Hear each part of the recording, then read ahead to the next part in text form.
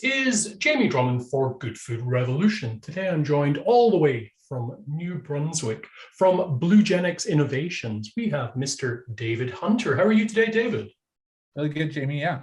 Now, I wanted to ask you, the first question of the day is, for our viewers out there unfamiliar with the term, what is phytoplankton? All right, well, phytoplankton is a plant, the world's smallest plant. It's an ocean plant. It's about the size of a blood cell, and it is the genesis of life and food and nutrition. And it is the world's most abundant plant and responsible for the majority of the oxygen that we breathe. And when the sun penetrates the surface of the ocean, the combination of the sun rays in the ocean water birth the plant. It's basically immaculate conception of how it's formed. And a lot of these phytoplankton plants can swim. It seems like they have kind of a micro intelligence to a certain degree. But what's really exciting is that inside the phytoplankton is the original form of vitamins, minerals, fatty acids, antioxidants, and the nutritional power of phytoplankton sustains all ocean life, including whales that are the size of a school bus. Brings me to my next question, which is, what are the health benefits of human beings ingesting phytoplankton? Well, right now, we are experiencing a multitude of health benefits that would be worthy of what you would call being a health disruption, right? As this thing will unfold. And I think it's really simple. And I mean, again, I'm just talking about customer anecdotes here, and I don't want to allude that, that I have scientific data to back everything up, even though we are kind of starting to undertake those kind of things right now. But it's all over the place. Number one is mental clarity and energy, migraine headaches, joint pain, gastrointestinal issues, could be erectile dysfunction. It kind of goes all over the place. And so then you go, okay, well, that seems, crazy, too good to be true, whatever. But then you ask the question, you go, okay, all those things that I had just mentioned, you ask the question, why do people have these problems? Right. And so then if you ask that question, you can say, well, is it in the food? And so what we're speculating is that the reason why people have certain health issues, and I'm not talking all, because everybody's different and all that stuff. Yes. But we think it is very plausible that the people will have a health issue is because they're malnourished based on the North American diet, based on fast food, soda pop, chips, stress potentially, and all that stuff. If you do not have the proper nutritional components inside your body cannot be 100% healthy. Yes. And so over time you will break down, and your breakdown could be a stomach issue, it could be joints, it could be you're tired, stressed all the time, whatever it might be. Now, since phytoplankton is the original nutrient in its pure form, so it's a very, like we say, vitamin C is green, it's not orange. The original vitamin C is in phytoplankton, just as an example out of all the many components that are in there. But if the body receives vitamins and minerals that you are missing, can the body heal itself?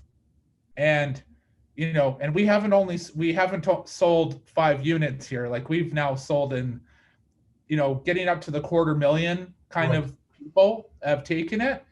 And, I'm not going to say that 100% of people take the product and go, that stuff, but we have survived the social media fad stage. We're in year 7 right now. We survived the name Karen, which was named after my mom. I was going to ask you about that. Yes.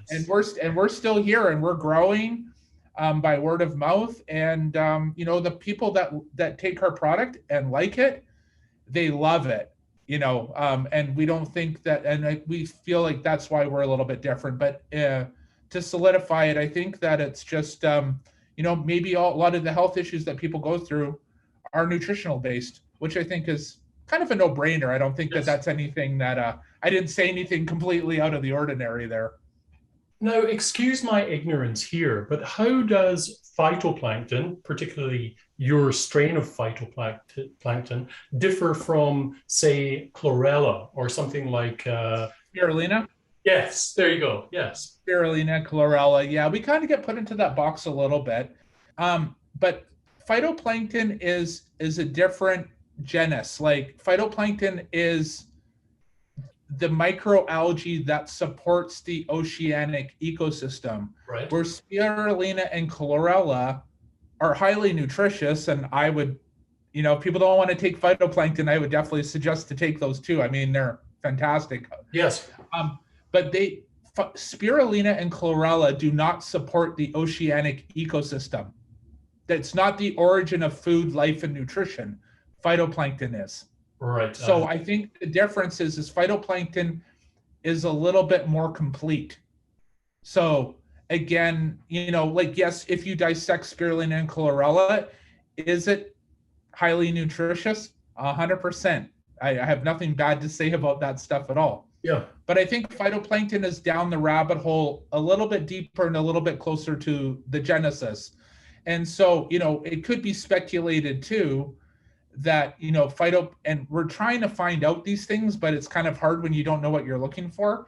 Is there something in phytoplankton, like, an unknown nutrient or combination of things that is, not in anything else? Because then you go, well, why are these amazing things happening? We're still learning. But anyway, I think that's the difference, is that they're healthy algae and all that, but they're not the genesis.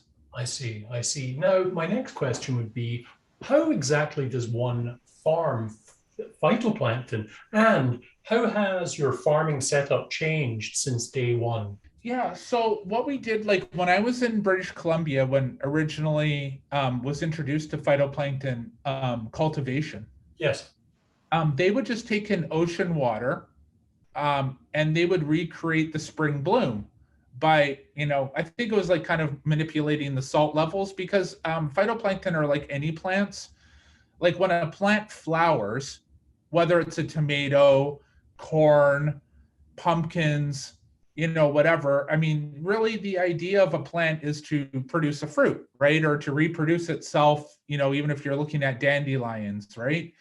And after something reproduces, it dies, right? Like, and it has a cycle, and then, wants to create another version of itself. So the old way of doing it that I was introduced to was to get a bucket of salt water, literally, to recreate the bloom. So the bloom in phytoplankton is not a fruit, but it's to multiply itself. I see.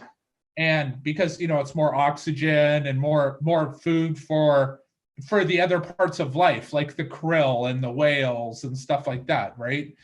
And then you multiply it so much, and then you would put like a cheesecloth underneath it, drain the tank, and then the phytoplankton paste would be there, right? And it would have multiple strains of phytoplankton.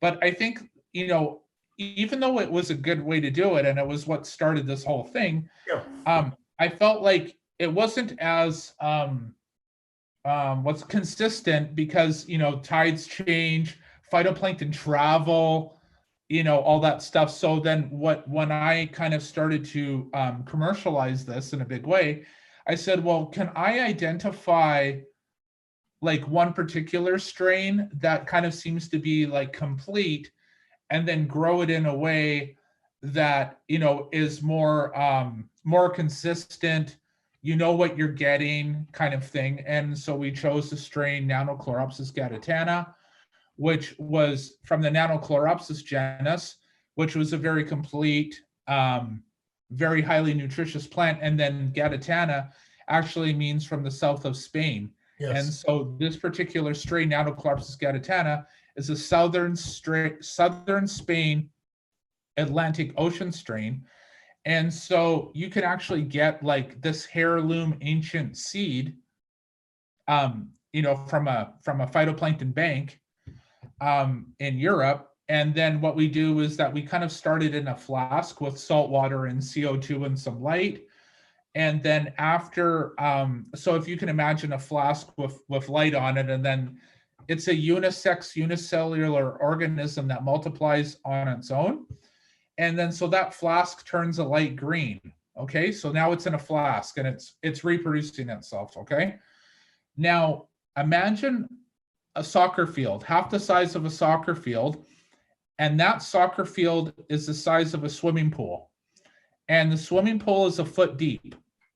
Okay, and then inside the swimming pool are 6-inch tubes that go along the sidelines, and when it gets to the end zone, it does a 180 and then comes back, and another tube is beside it, and then there's another tube beside it until you fill up that whole swimming pool full of 6-inch tubes that go up and down the sidelines. Inside that tube is micro-purified ocean water that we pull out of the Atlantic Ocean, so it's completely microfiltered. There's no Fukushima, there's no nasties. No heavy metals. Yeah, the right. cleanest natural ocean water you could ever get. And we're not talking, this is not a $15 filter from Home Depot. This is a multi-million euro filter cleaning ocean water. So now you have this microfiltered, clean ocean water. We dump the flask into those series of tubes, and within 3 months, the phytoplankton multiplies so much it becomes thick like a vibrant green ketchup. Mm-hmm. So then we extract that metaphoric green phytoplankton ketchup paste into a freeze dryer, and then we freeze it, and we take the moisture out at the same time. So we bring it down to a 2% moisture so bacteria can't grow. And then we freeze it at the same time, and then it becomes kind of like a frozen pancake. Yep. And then we throw it through a grinder, and then that could be converted into tablets or a pure powder drink. And to give you an idea, in a 250 milligram tablet, there's approximately 67.5 billion phytoplankton plants in one tablet that we offer, one like typical dose.